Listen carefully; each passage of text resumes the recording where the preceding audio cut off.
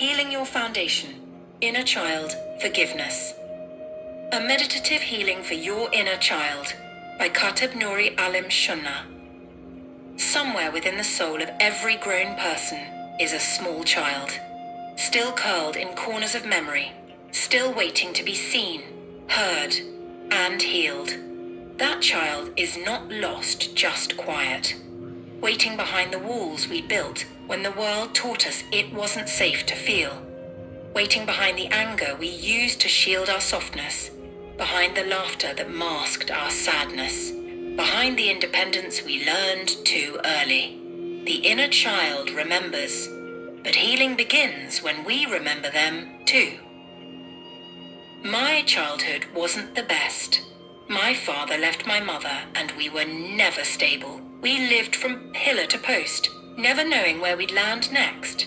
Some of the places we called home were crumbling walls and cold rooms with disconnect notices on the door like unwelcome decorations, lights, water, gas, pick a utility. We lost it at some point. Yes, there were evictions. Yes, there were nights in the car. And yes, there were wash-offs at the Shell gas station with paper towels and hope. And still, through all of it, that child in me kept hoping, wondering why. To heal our foundation is to travel inward to sit beside the tender, curious child we once were. This isn't easy. It takes courage to revisit what hurt us and humility to listen to the tears of a child long ignored. But in this sacred returning, we find not only forgiveness but freedom. We were not born in brokenness. We were born in brilliance, in divine light, with eyes wide open to wonder before the shame, before the silence, before the yelling, before the disappointment. The inner child remembers what it feels like to trust, to laugh with no agenda, to love without needing to earn it. But life teaches us to armor up, to replace softness with strength, to stop asking why and start surviving. We build our adult selves on shaky foundations without ever questioning them. But a shaky foundation cannot hold a high structure. That's why healing isn't optional, it's necessary. Forgiveness is the path that leads the adult back to the child. Not always to say it's okay for what happened, but to say I'm no longer willing to carry this pain forward. Forgiveness isn't weakness, it's wisdom. The spiritual maturity to say, what hurt me will not define me. What broke me will not own me. I choose to love what I once hated, even if that hate was turned inward. In meditation, when the world's noise fades, you can hear your inner child call.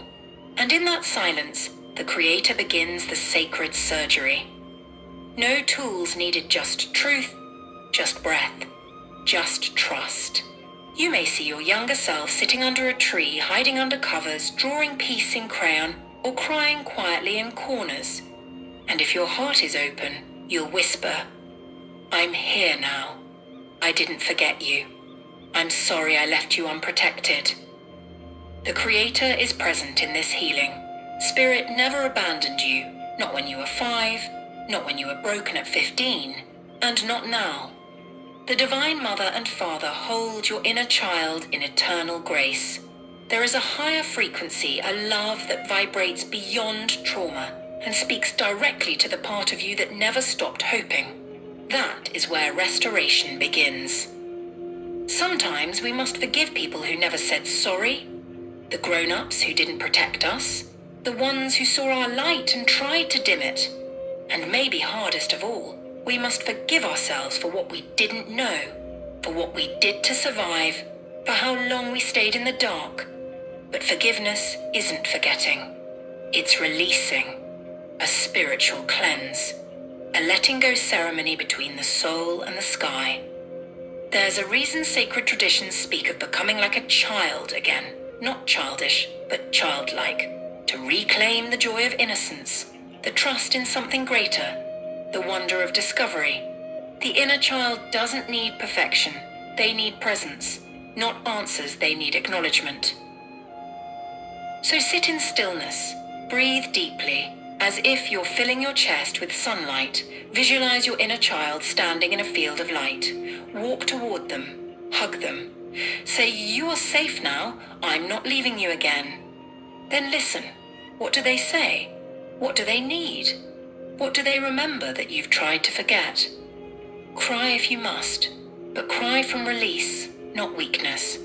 That is the river of healing. Those tears water the dry places in your soul, and what blooms after that is nothing short of rebirth.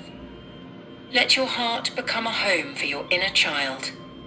Let your life reflect their dreams. Let your Creator walk with you, adult and child as one. Inner Child Writing Exercise. Part 1. What brought you joy? Revisit what made you feel alive as a child. Write a list. Let the memories flood in. Here are a few to spark your heart. Exploring outside, picking flowers and pretending they were potions, running barefoot in the grass boughs, climbing trees and becoming king or queen of the world, dancing in the rain like the sky was applauding, drawing, coloring, building universes with crayons, talking to your toys like they were advisors, laughing until your belly hurt at nonsense, singing off key like you were on stage, collecting bottle caps, shiny rocks or bugs and calling it treasure. These memories aren't silly, they are sacred. Part 2. Childhood hurts, disappointments and letdowns. Now shift to the wounds, not to relive pain, but to release it. Write them down, even the ones you think you've forgotten. Times you felt unloved or ignored, moments of embarrassment, people who abandoned or betrayed you, situations where you felt unsafe or unheard, words you needed to hear but never did. Any experience that made you feel small or invisible. Say to your inner child, "I see you. I believe you. I'm here now." You are not writing to dwell. You are writing to release. You are no longer the frightened child. You are their protector, their healer, their spiritual warrior. Close your eyes. Visualize walking hand in hand with your inner child toward the Creator. Hear Spirit whisper, "You were never alone. My grace covered you in the silence. My love held you when your body had no rest. My mercy healed what others couldn't see." Don't seek comfort in vices, sex, drugs, food, gossip. Those are leaky shelters. Instead, find refuge in spirit. Even if you see nothing or feel nothing, trust that something sacred is happening beneath the surface. The Creator works in silence, in realms too holy for human explanation. We can't let childhood trauma keep coloring our spirit, and let me be honest, I've been guilty, still am, some days. I've dipped my paintbrush in those messy emotional palettes. It's easy to replay birthdays nobody remembered, or the "I'm proud of you" that never came. But here's the therapy truth. Acknowledging it is step 1. Healing doesn't erase your past, it rewrites your present. You're the author now. So cry it out. Laugh at the ridiculous stuff like blaming your imaginary friend. And remember, healing isn't about perfection. It's about intention. The Creator is the ultimate therapist. Sessions are 24/7. Grace is the co-pay. Mercy is the medicine. And joy, that's the side effect. And please don't hurt others because you were hurt. That cycle ends with you. Healing not only restores you, it protects others from bleeding on the same glass. Be the soft place you never had. Be the kindness that could have changed everything. I'm not perfect. I've got setbacks, shortcomings, struggles, and probably a zip code full of faults. I'm not judging or preaching. I'm walking beside you with scuffed up shoes, tear-stained prayers, and a heart still under construction. We're learning how to carry both pain and purpose without dropping either. And that's okay, choice. Let the giggles and grief share space. You're not just healing for you, you're healing for every younger version of you who prayed for this moment. Because to heal the child within is to restore the foundation of your soul. To forgive the past is to unlock the power of the present. And to meditate with purpose is to give yourself back the gift of being whole. You are not broken. You are becoming. You are not wounded. You are waking up. Your foundation is not ruined. It is being rebuilt by love, by truth, by spirit. Welcome home. Love, Baba Ketub.